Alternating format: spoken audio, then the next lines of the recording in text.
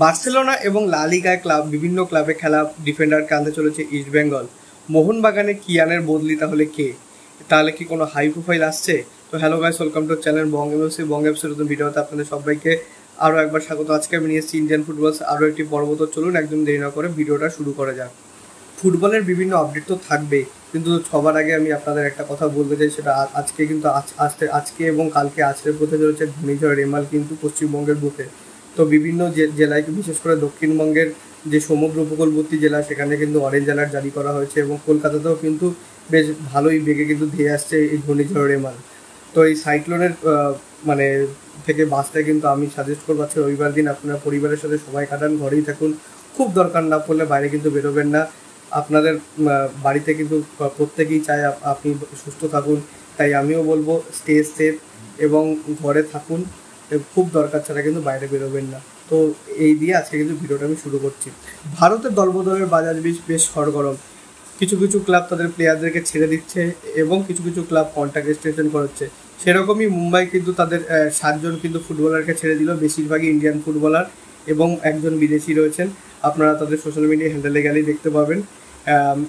এবং তার সাথে কিন্তু স্লাভকো দানজানোভিচ, যিনি কিন্তু মানে লাস্ট সিজনের জন্য তিনি কিন্তু আইএসএলের কাপ উইনার ছিলেন মোহনবাগানের হয়ে, কিন্তু এই লাস্ট সিজনে তিনি বেঙ্গালুরু নীল জার্সিতে কিন্তু সেই ফর্মে কিন্তু ধারে কাছেও ছিলেন না, যে কারণে কিন্তু স্লাভকোকে ছেড়ে দিয়েছে কিন্তু এই মুহূর্তে বেঙ্গালুরু এফসি। এবার দেখা যাক তিনি কোন ক্লাবে সই করেন। নিশ্চয়ই বসে থাকবেন না, তার মতো ক্যালিবারের একজন ফুটবলার কখনোই বসে থাকার মতো নন। তো আইএসএলের বেশ কিছু ক্লাবও হয়তো তাকে চাইছে। কী ক্লাব চাইছে এখনও অবধি ফালতু আপনাদেরকে মিথ্যে কোনো কথা বলে লাভ নেই, তো এখনও অবধি জানা যায়নি, সবে মাত্র রিলিজ করা হলো। এরপরে দুটো নিউজ দেবো, সেটা হচ্ছে সবার প্রথমে তিরি। মুম্বাই কিন্তু কন্ট্রাক্ট এক্সটেনশন করেছে তিরিকে নিয়ে। তো অনেক কথাই শোনা যাচ্ছে তিরি মানে তার বয়সটাও কিন্তু অনেকটাই, মানে 33 বছর বয়স, সুতরাং তাকে হয়তো ছেড়ে দিতে পারতো মুম্বাই, কিন্তু মুম্বাই তা করেনি। মুম্বাই কিন্তু তিরির সাথে কন্ট্রাক্ট এক্সটেনশন কিন্তু করেছে। আর সেকেন্ড জন তিনি হচ্ছেন কনার শিল্ড। তো এই কনার শিল্ড কিন্তু গত সিজনে মাত্র 3টি গোল এবং 2টা অ্যাসিস্ট করেছিলেন এবং তিনি কিন্তু ছিলেন চেন্নাইন এফসির কিন্তু মূল স্ট্রাইকার। কিন্তু তা সত্ত্বেও আপনারা মানে প্রশ্ন আসতে পারে যে কেন কনার শিল্ডের সঙ্গে কন্ট্রাক্ট মানে রিনিউ করা হলো। তো ওয়েন কোয়েলের নিশ্চয়ই কোনো প্ল্যান রয়েছে। ওয়েন কোয়েল কিন্তু জামশেদপুরের সঙ্গে সফল হয়েছিলেন, তো সুতরাং তার নিশ্চয়ই কোনো প্ল্যান আছে, যার ফলেই তিনি কিন্তু মানে কি বলবো, চেয়েছেন হয়তো কনার শিল্ডকে পর নেক্সট সিজনও তার টিমে। তো একজন কোচ যখন চাইছেন, তো তার উপরে কিন্তু আমাদের কিছু বলার থাকে না। তো আশা করি তিনি নেক্সট সিজনে ক্লাবের জন্য বেশ ভালোই করবেন।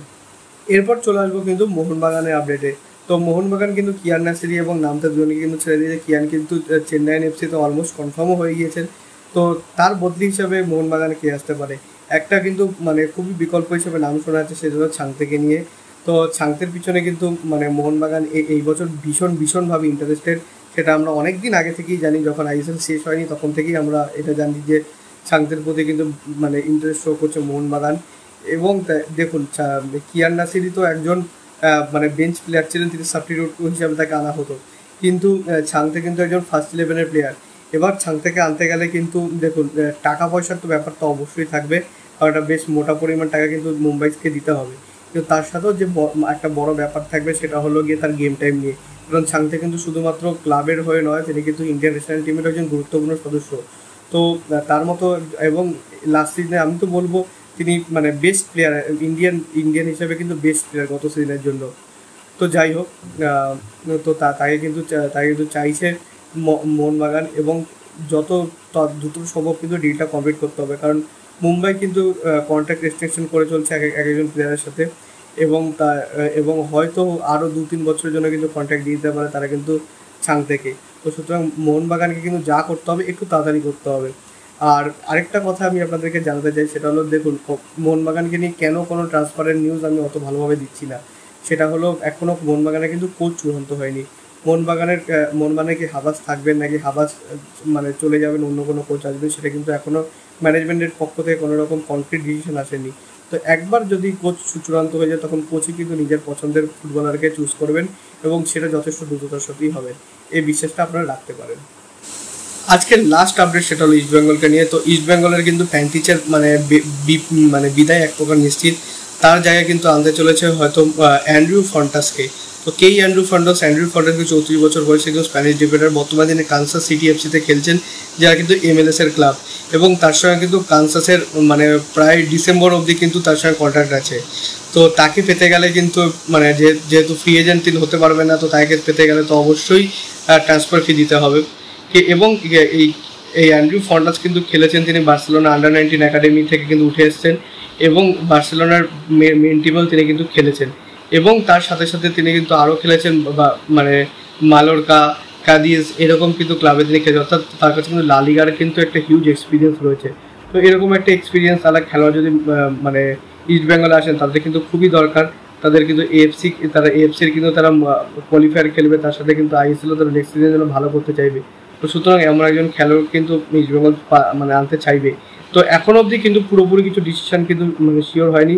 East Bengal just interest show করেছে, কারণ তাকে পেতে গেলে কিন্তু টাকা দিতে হবে, ফ্রি এজেন্ট হিসাবে তাকে আনা যাবে না। তো সেই কারণে এখন অবধি কিন্তু পুরোপুরি ম্যানেজমেন্ট কোনো রকম ডিসিশন নেয়নি। কিন্তু এইটা একদম সত্যি যে ইস্ট বেঙ্গল কিন্তু তার উপর ইন্টারেস্ট দেখিয়েছে। তো ইস্ট বেঙ্গল ফ্যান্সরা আপনাদের কি মন্তব্য, এই ট্রান্সফার ডিলটা যদি হয় তাহলে আপনারা কতটা খুশি হবে সেটা কিন্তু আমাকে অবশ্যই কমেন্টে জানাবেন। তো এই অবধি ছিল আজকের আপডেট ভিডিও। যদি ভিডিওটা ভালো লাগে ভিডিওটা অবশ্যই লাইক করবেন, চ্যানেলকে সাবস্ক্রাইব করে বেল আইকনটা অবশ্যই প্রেস করে দেবেন আমাদের সমস্ত নতুন ভিডিওর আপডেট এবং নোটিফিকেশন সবার আগে পাওয়ার জন্য। এছাড়া আপনারা আমাদের সোশ্যাল মিডিয়া হ্যান্ডেল ফলো করতে পারেন, আমি লিঙ্ক ডিসক্রিপশনে ফার্স্ট কমে দিয়ে রাখবো। সব মেক শিওর মাস্ট ফলো দেন। ছোটোখাটো আপডেট আমি দেওয়ার চেষ্টা করি। আর দেখা হচ্ছে পরে ভিডিওতে। আপাতত বাই বাই। Glory man.